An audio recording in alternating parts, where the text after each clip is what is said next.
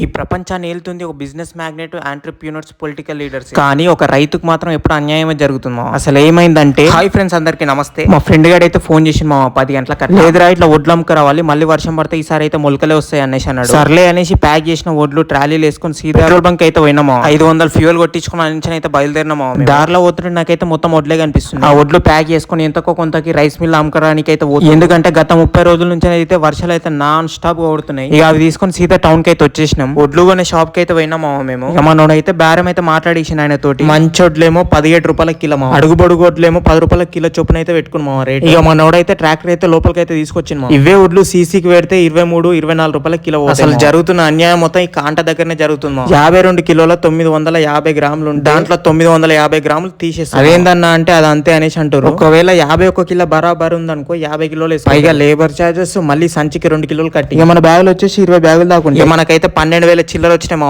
లెక్కకైతే 13,500 నుంచి 14,000 దాకా రావాలి. ఇది మా జరుగుతున్న అన్యాయం ఇక్కడ. దీనిపైన మీ ఒపీనియన్ ఏంటో కామెంట్ అయితే ఏమో.